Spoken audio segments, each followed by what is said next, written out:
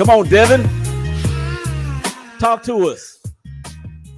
Welcome back to the second segment of the hashtag Brothers of Baseball show right here on the Big Game Christian Sports Network. It's your boy, Willie Epting Jr. Live, loud, and in color, baby. You already know what it is, man. We got some special guests, but one of them's a guest, but two of them are not. Look, y'all know how we do it here at the SBMG. First time guest, anytime after that. The second you are in the studio, you are no longer a guest. You are now family. So we got two more family members that we got to welcome to the crew. Just in case you missed it in the first segment, they say that racism is dead, but there's evidence out there that he's proving that it's not. As I talked about the racial slur used by the voice of the Oakland A's baseball games out there in the Bay, he was let go from his duties after a racial slur. We talked about that. And of course, the power rankings, the good. I mean, I'm sorry, not the good, the bad. Well, some people might think the good, the bad, they are one and the same with the power rankings, but they're not. So we get that hashtag Jabo just a bit outside. But now here comes the best part of the show, because I have three amazing ladies, and they are hashtag pesky party girls. I'm going to let the ringleader discuss that. I don't know which one of them is. I'm just going to call on somebody. But the first lady I'm going to bring to the stage, she's been on before. She is the hashtag Sissy of Baseball. She is of addictsocks.com. I am sporting my Pedro Ortiz tee, and that is courtesy of her. Let's go ahead and bring her in. Melissa. Hello. Hello. I need a 10. I need a 10. Yeah. Welcome back, sis. How you doing? I am doing pretty good. Very good. Thank you for supporting socksaddicts.com. My @ is addictsocks, but the thing is socksaddicts.com. Just yeah, and again, I'm not gonna say what I first saw when I saw know, that. I know. I But don't know why your brain works that way. That is just yeah, that was marketing genius. All right, next on the docket, she is well, can I say this? I'm just gonna be real. She likes the Boston Celtics. She loves the Boston Celtics. She's got her green on. I hate to break it to her, but on Tuesday night, the Miami Heat will have handled their business. But that's neither here nor there. That's a part of another show. She is a martini connoisseur. Let's bring her in. Leslie _617. What's happening? So much is happening right now. Yeah, it's been a busy day, and I'm excited to be here. So, well, we are definitely excited to have you. Then, last but certainly not least, she's been termed the hashtag bestie of baseball, and she didn't even know that until a couple of weeks ago. Heck, I didn't even know that until a couple of weeks ago. I just kind of make up these things on the fly. So let's bring her in. Christina, there she is. What's up? Hello, how's it going? Hey there. How you doing? Welcome to the show. Welcome to the family, SBMG. We are so glad to have you ladies on. Before we actually move any further, though, I got to pay these bills. So this second segment, it is being brought to you by TJ's Catfish and Wings. You don't know good eating until you've been to TJ's Catfish and Wings, 4261 Green Oaks Boulevard, Suite 506 in Arlington, Texas, with an all-new menu with boneless tenders, fresh salads, sub sandwiches, brisket, delicious fried shrimp, multiple flavor buffalo wings, motley drink mixtures, lunch specials, kids meals, yummy dessert specials, and of course, their world-famous catfish. I'm telling you right now, they have the same 4.5-star service, the same atmosphere. Get on by there. Tell Travis that your boy from the Shake Bag Media Group, the hashtag Brothers of Baseball show, and of course, the Big Game Christian Sports Network told you to holler them so y'all can set it off on your hunger pains. Okay, so I teased it in the opener, and I'm going to call on you, Leslie. So what is the hashtag pesky party girls? Who all is in it, and how did it become into existence? So that's a good question. I don't know that you should have called on me. Melissa, right. Christina, and I are, I think, official, members. And then I think we've added a couple more. Melissa. Yeah. So what happened? Here's how Pesky Party Girls started. On opening day, we did a live podcast with Pesky Podcast, the Pesky Podcast, and we were just making some jokes about the pesky pole and stuff. Yeah, I bet. Then we got labeled the pesky party girls, and then I was like, Leslie, you have to be like. We went out for Christina's birthday. She sent us money for shots, so I mean, she didn't pay her way in. Her she's just cool enough. But that didn't Either way in. It's fun. It's fun. So yeah, but yeah, it's pretty much anybody that is a Red Sox fan. If it's a female, I mean, it's not like it's like you have to pay to get in or whatever. I think I might know a little bit of the criteria, but I'm not going to talk about that right now. I will say that if you are not a female and you try to become one of the pesky pesky party girls, you need to be a female. You need to have certain things that people like me don't have. Christine, would you say that to be an accurate assessment in terms of what Melissa and Leslie said? Yes. I mean, that's how it happened. Affirmative. All right, so let's get to that show was embarrassing. I mean, it's funny, but it's kind of embarrassing for me. But if you want to watch it was fun though. It was so much fun, and if you want to watch it, yeah. Well, the last time I checked, most things that are embarrassing do become fun at some point. Yeah. So, all right, let's get into this. Christina, I know you are from South Texas, and I asked Melissa a similar question. How in the world is it that a South Texas person becomes a Boston Red Sox fan? I was actually born into it. My grandfather, huge Red Sox fan, although he's also from Texas, born and raised. But he loved Ted Williams and he loved the Red Sox. So when my mom was pregnant with me, he told her, doesn't matter, boy, girl, does not matter. Whatever this child is, this child will be a Red Sox fan. There's no ifs, ands, or buts about it. So all my life, and just always watched games, spent the summers with my grandparents. I was real close to my grandpa, and he actually passed away when I was 15. So he didn't get to see them break the curse, which is always like the hardest thing for me, because I know, but I know he was watching, and I went and visited him at the cemetery when it happened. Like, we broke the curse, it finally happened. But so just born into it, been a Red Sox fan all my life. Yeah, and that's a phenomenal story. I think that's what happens for most of us, except for people like me, when your team, like mine, absolutely sucks, and you have to ask different fan bases if you can come and be a part of their fan base. And here we are. All right, Leslie, tell me your most favorite Red Sox of all time. It's so unoriginal. It's Big Papi. Is it? Could it not be? I mean, I'm old enough to have gotten woken up in '86. As a small kid, my parents, they were like, "Oh, there's no way they're going to lose this," and they come to get us. Of course, that didn't go our way. And so in '04, I mean, how do you not just adore him and what he did for the organization? I mean, he might not be the best Red Sox player, but he is the most important, in my opinion. So I think some people might venture to differ about him being the best of all time. I mean, there are some great ones. I'm not saying he's not. I mean, I think he's definitely the most important, if nothing else. So think about the guys that have come through that clubhouse. Roger Clemens, and he should be in the Hall of Fame, by the way. You have Dwight Evans, which is probably before all y'all's time.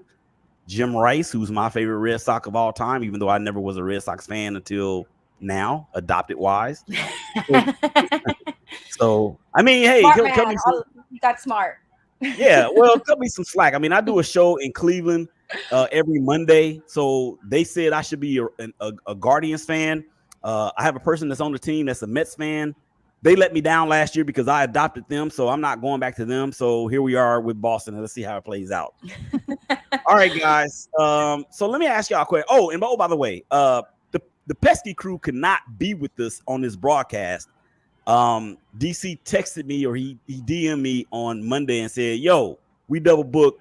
We're at the AAA affiliate, so shout out to them for doing their thing out there. Where is it in? I don't know where it is. Somewhere. They're in Pennsylvania. They're going to the one in Pennsylvania. Mm-hmm. Oh, they live in Pennsylvania. Oh, they live in Pennsylvania. Okay, sweet. All right, so let me ask y'all a question. This is for each of y'all. Now, I know y'all's most hated rival is the New York Yankees. Yes or yes? Yes. How cool is it to see every team in the division with a 500 or better record, Leslie? I mean, I think it's amazing, honestly, right? Like, no matter where you stand, it's amazing to see over 500 for the AL East, and I think that's awesome. Wish we were a little bit higher in the standings right now, but I think it'll change. I mean, it's only May, and It tends. with over 500. Yeah, it tends to happen. I mean, for the lack of a better phrase, I mean, it is when those teams get together and fight. I mean, it's always a bloodbath. Christina, how cool is it to see all the teams in the AL East above 500? I mean, it's amazing, like Leslie said, but at the same time, it kind of, stinks when, your team's in that division, because I don't want them all to be, I want it to be my team, but that AL East is just it's a hard division. It's like, it's hard when there's some teams in other divisions that have the same wins as us or less, and they're in second or third place, and we're, it's a very, very tough division, but it is cool, but and neat. But it just, like I said, I mean, I wish it was just us above 500 and everybody else was below us. I mean, if I'm gonna be real. Hey, we believe in transparency here at the hashtag Brothers of Baseball show. That has now become the hashtag Family of Baseball. How y'all like that? I like that. I love it. All right, Melissa, tell us, how cool is it? I felt the same. It's cool. Like if we were like, the Twins are low, like they're about the same record as us, but they're first, and so I'm like, we could be first if we were in another win. So it's kind of like That's the only thing.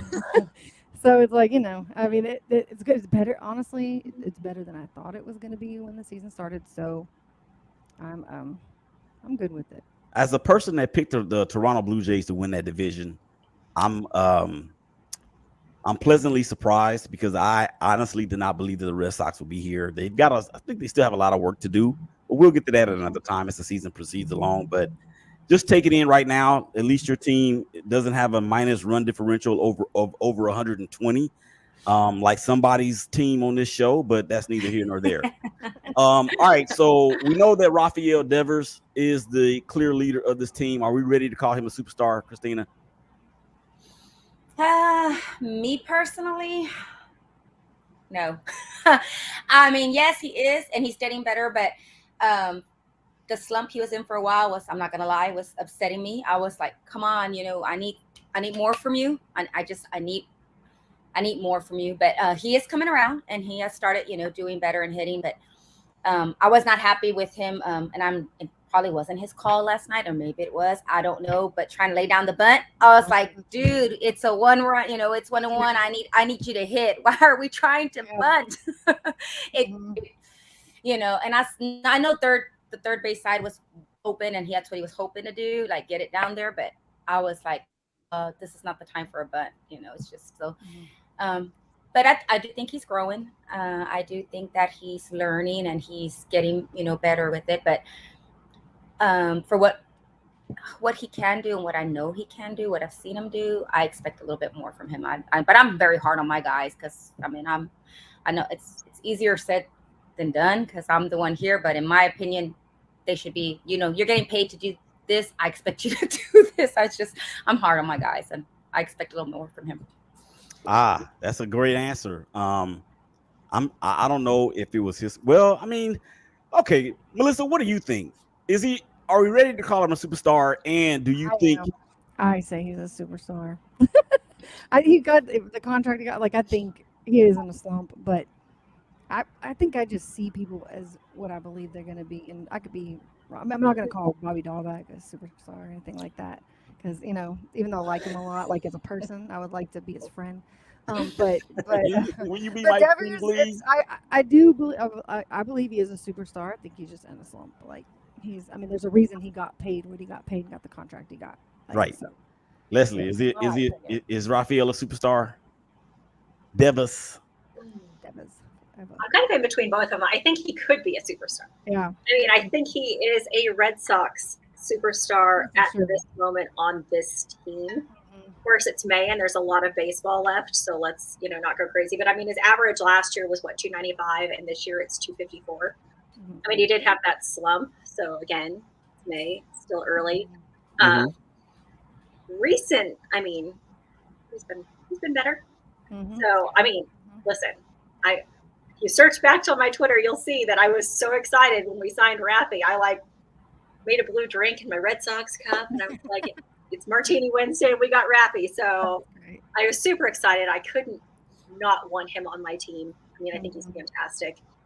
I Mhm. just don't know if he's, Well, like the poppy superstar we all want him to be. if the last 3 years are any indication, in my opinion, he's definitely headed in that direction. Yeah. Oh, 100%. Yes, I just yes. And I wouldn't really put too much stock in the drought or whatever, Right. because those things happen to everybody, and all it does is it Yeah. gives an opportunity for a person to correct whatever is wrong, because baseball is definitely a journey and marathon. It's certainly not a sprint. So And it's definitely just silly things that he's doing. It's like, why'd you do that? So you can learn from those mistakes. Not like he just sucks. Oh, wait a minute. Hold on a second. I got something for that. You're asking the question, why did you do that? Why did he do that? So is it safe to say that what he did, or maybe what he's thinking, may relate to this? Big dummy. Oh, no, you big dummy. You dummy. You big dummy. Dummy. Dummy. Dummy. So I'm not saying he's a dummy. Maybe what he did was dumb. He's young, and he does have childlike, like, just characteristics and stuff. So I really look at him a lot of times as a child. Like, I can't, not just because he's young. I've seen he just is like a child. It feels like maybe he needs to be like, do this, don't do this. Like, maybe he needs to be told what to do more. I don't know. It really does. I don't know if we can, blame that on Jared Rovis for calling him our young child Raffy for the first however many years of this. Yeah. But he looks so young, and he is so young, and so I mean, he obviously. I think he'll be a superstar. I mean, I just, like I said, I'm just very hard on my guys, but yeah, you should hear like welcome to Boston sports, fan. I mean, got to remember, I've been a fan all my life, so I've been through all the roller coasters, ups and downs. So I love them, but at the same time, it's a love-hate relationship. There's times where I get very upset with my guys. That sounds like my relationship with the sport of baseball, and I have to enlighten you guys on that at a later point. All right, we are winding down the second segment here on the hashtag Brothers of Baseball show. You see the ladies, and oh, by the way, thank you guys out there for checking us out on Facebook through my personal page, through the Shakeback Media Group's Facebook page, as well as the network, LinkedIn, YouTube, and of course, Twitter. Appreciate you guys out there for supporting the vision. All right, ladies, come on back on the other side of the break. Everybody out there watching, come on back on the other side of the break. We're going to get to some more hashtag dirty talk, dirty water talk. Willie Epteen Jr. for the ladies, man. Y'all come on back and holler at us. All right.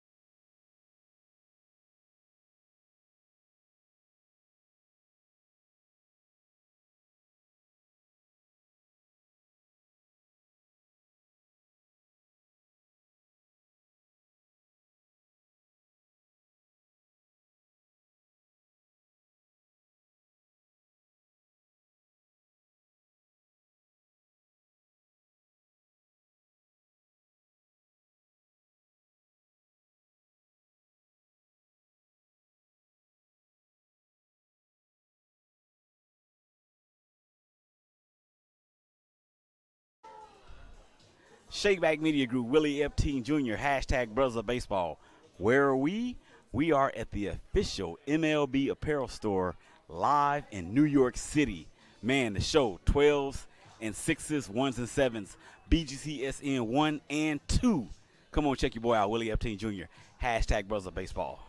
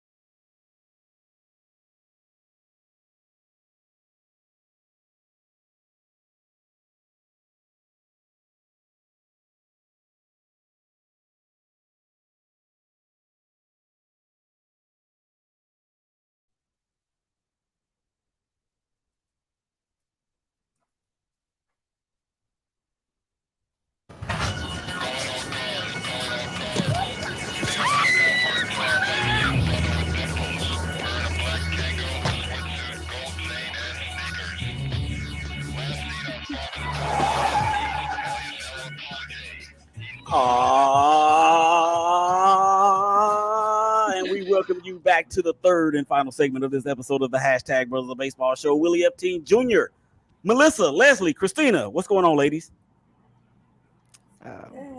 She says, what's Yeah. up? I'm just nervous for the Celtic game. I'm like, this is not a 1-900 number. You better lift that voice. You better lift that voice up. We ain't in the music studio, girl. You better give me a what's up. I'm like, what's up? That's just me. That's my girl. That's just me. Oh my gosh. I was raised in the hood, just saying. Oh yeah. I'm not kidding. Ain't nothing glamorous about the hood except for getting out of it. Trust me, I know. All right. Just in case you missed it in the second segment, well, we are talking hashtag dirty water with the ladies, the pesky podcast, party girls. We're not gonna get into much about how the name came about. We're not gonna do any of that at this point in time. I'll tell you to go Google it if it's out there. Anyway, so we're gonna finish. Google, that's big time. we're gonna finish up the show here with some continued dirty water talk. We're gonna look ahead to the series for the weekend in which the Red Sox will be going, I think, on the road, if I'm not mistaken. Out to the desert to face the Arizona Diamondbacks, who are playing some very good baseball right now. But before we do that, we got to finish up the show really, really strong. You know how we're going to do that. We got to pay these bills. And just in case you guys were not hungry, I'm going to make you hungry now.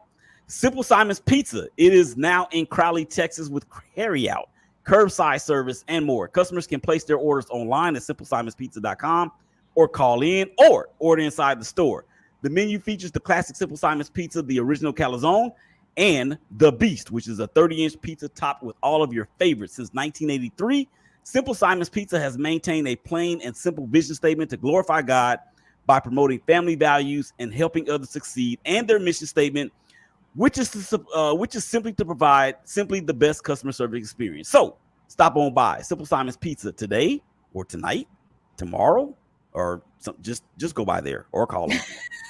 2088 East Main Street, Suite C, Crowley, Texas, 76036 or 817-495-2485. Tell them that your boy from the hashtag Brothers of Baseball Show, the Big Game Christian Sports Network, and the Shakeback Media Group told you to holler at them so y'all could set it off on your hunger pains. Okay, so let's pick back up where we were, which I don't know where we were, but I'll go back and find it because I'm old and that's just what it is. Okay. Oh, you know what? I missed the question for you guys. I was wondering. I was looking over there. Okay, Melissa, since you want to butt in and talk over the teacher in the class, did we know that Massa was going to be this good? And did we think that he was going to be this special this early?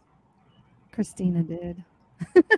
She's been like Massa, like from the beginning. I wondered. I mean, I didn't ever voice my questioning of that.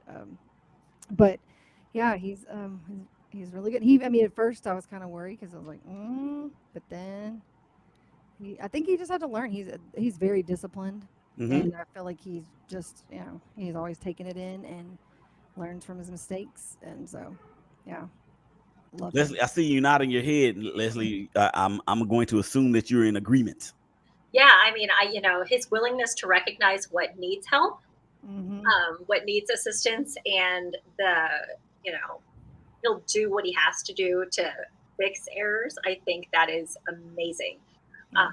If all the players on our team were so willing to recognize where they, could use Mhm. help, I think we would be in first place. We all had Amasa on every position. Exactly. Mhm. But yeah, I mean, he does what he has to do to put the work in, be a better ball player. What more can you ask for out of one of your players? Mhm. Yeah, and Japan has always put out some terrific players over the years. Going all the way back to, I mean, just name anybody that has had any sustained success in the majors. It's nothing short of remarkable. Christina, I'm assuming that you're gonna make it a consensus or Yeah, yeah, that word. Y'all know what I'm trying to say. because I watched every game of the WBC. There was one day there was even 11 games on. Set my alarm. Like I had to watch it. I'm a WBC girl. That's my thing too. I mean, baseball's baseball, and the WBC. I love watching it. And I knew, of course, Massa was ours, and so I followed him religiously on that. And I loved what I saw. So right away, I called Melissa and I said, "Oh my God, this guy's gonna do amazing for us. I just feel it. And he's gonna, you should see his discipline." And I think that sounds funny, but being an educator, it's so nice to see that discipline. Like he does what he needs to do. He I don't know, he just doesn't have like a attitude, like whatever, like he just has, like, he's just so disciplined. Even just his stance at the plate, I love the way he just like he's just so disciplined. He gets walks, he'll hit, but he finds a way to get on base, and I loved him. So right away I told Mel, I said, that's my guy this year. That's my guy. I want him to win Rookie of the Year. I love the way he plays, and so far he hasn't disappointed. So I call him my little pequeñito, which means like little tiny guy. Yeah, because he's like 5. He's like 5'1". Tiny. I want to pick him up and put him in my pocket. I just love muscle. Yeah, 5'1" and like 80 pounds, something like that. Yeah. He is small. Well, I do like. Can I say one more thing? yeah, go ahead. That and I say this at work a lot. It was one of you do the like strength finders and things, but he does have that Ricky Bobby, if not, you're not first or last mentality, which I appreciate because it's one of my strength finders. Like competitiveness, and I wish a few more people of our team have it. So Yeah. I do think he embraces it, and he'll do whatever he has to do. Mhm. Stay Red Sox. Outstanding. I agree. Outstanding. And Melissa, you guys, she did pick him to be the AL Rookie of the Year at the beginning of the year, or at the beginning of the season when we did. I had her on for something. I don't know what it was. It was so I long. know. I think that was that the first episode I was on? I don't know. Yeah, But, I think it was. And now I can't get rid of you. I've been trying not to be on here, but like, I guess I'll be on. All right, so let me ask y'all a couple more questions because we're actually halfway through the final segment, and it's going to be time to bounce in a minute. But I want to really ask y'all about this because I think this is a real barometer in terms of how far the Red Sox actually go. Chris Sale, and it seems like I'm talking about this cat every show, even on the Shake Back Sports Show, which you can hear on the 12s and 6s, 1s and 7s, Saturday and Sunday, right here on the network with your boy. He's leading the team in strikeouts and wins, but he has an ERA of over 5. Melissa, that's an ERA on steroids. What gives? What's going to happen? The first couple of games, he just showed up. The real, so please stand up. He did. He showed up finally, and I do have that that fear that he's gonna disappear. Like every time I'm like, please be Psycho Cell. That's what we call him. I heart Psycho Cell. We want him to be that Psycho Cell, not that sweet little cell that smiles, which I was glad he was smiling the other day after he did so well. That's okay. Mm-hmm. Smile But after. that's the game. after the game when you're done. After, don't smile during the game. Be psycho. So yeah, it's because in the beginning he was not himself. He wasn't so.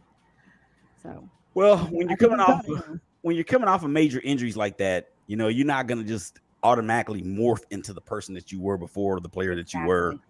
I don't know if you guys have ever heard of a dude by the name of Michael Jordan, but he had some real struggles when he first came back to baseball back to basketball after being in baseball for a year or whatever long it was.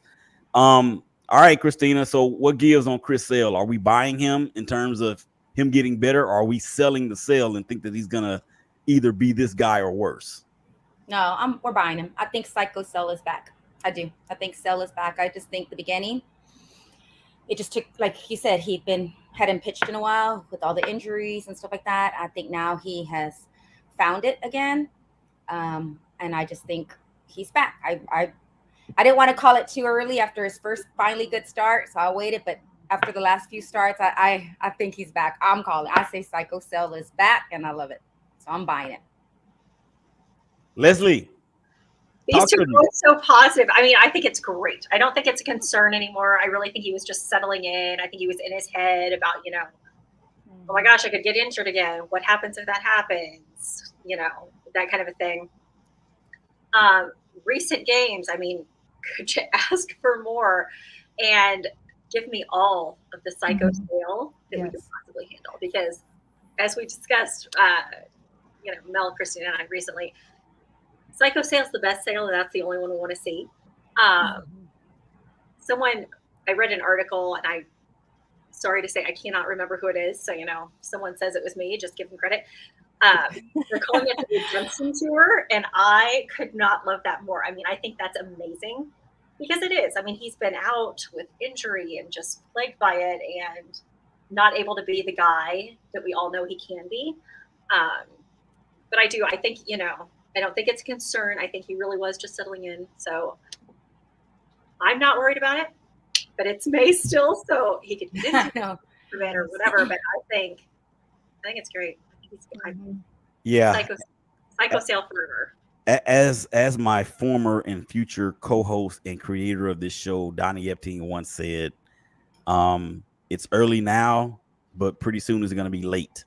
Yeah. And you got to think about that. All right, guys, we only have a few minutes left. We only got like 3 minutes left to go. I don't even know where I want to go with this next question. So I'm gonna make you guys guess. So here we go. I'm going to give you a number, one number, and you have to tell me over under. Okay. All right, and we're gonna start right there with Chris Sale. He has 4 wins as of tape time. I'm putting the number at 14.5 for the year. Christina, over or under 14.5 wins for Chris Sale? I say over or right at it. But yeah, I don't think he'll be under. You can't say right at something. That's just like saying it's fine. Over. I say over. I'm going to stay with my positive Patty self, and I'm saying my baby Chris Sale is going to, Psycho Sale is going to get me over 14.5 wins this season. All right, Melissa, over under. Raphael. Over. Oh, wait, you're not giving me Chris Sale. You're giving me something different. Okay, cool. Yeah, I'm giving you something different. You was that kid that always got in trouble for talking out in class, weren't you? Yes, she would be the one I would be writing in her discipline sheet every day. Actually, I was quiet in school. Yeah, that's what they all say. All right, over under. Rafael Devers, 38.5 homers. Oh. She disappeared. Okay, at the beginning of the season, I would have definitely been over, but the way he's been, I'm gonna say under and hope I'm wrong. Okay, very good. That's a very Washington D.C.-ish answer. All right, Leslie, I'm gonna give you one. Massa, over under 105.5 RBIs. Y'all making this harder than what it's supposed to be. I mean, right, because I'm like a Boston sports fan, so we love to get angry at people. They're not behaving the way we want them to. Oh gosh, well, I'll say over. I'll join the positivity train and say, Actually, for that one, I do over. The Devers one, I don't know. this one time, don't think that me. Yeah, don't add her. All right, ladies, real quick, shout out your social media information. Leslie, go. Leslie_617 on Twitter and Insta. Christina, go. I'm at CM Puentes21 on Twitter. Melissa. Addicts Mel. on Twitter, Instagram, and TikTok. And don't forget to buy something at socksaddicts.com. Yes, and we're all sporting the shirt. All right, let's get out of here with these social media comments. My main man, George, always representing from Cleveland. I'll vouch for you being a Wahoo, their other name fan. Yes, you remember that from last season. George again says, speaking of the Wahoos, that other name, just depressed at the fact that the Metropolitans swept us all games about one run. At least we're starting to take it out on the Southsiders. Okay, at least your team is not the A's. Okay. George says, I like your lady panel thoughts on Tampa Bay since they compete in the AL East. We'll have to have them on for another time about that. And I'm making everybody come back. There's an arrest warrant for everybody on the panel. George, 2 weeks until the Bo Sox come to Cleveland and face the Wahoos, that other name again. And then William Smith, NH in the house. I guess that wouldn't be New Edition. That would be NE. So that's New Hampshire. Hey, y'all. And then George says, from afar, sale is a work in progress. I just pray he can make it through a complete season. Pitching 15 wins for Chris is very possible. So you guys have your endorsements there. And speaking of endorsements, it is time for us to go. Up next, the big homie from press box to press row, Donald Ware. He's got all your HBCU stuff. Y'all make sure y'all take care of each other. Y'all hug each other. Y'all live with each other. And we'll holler at y'all again real soon. Peace. We out.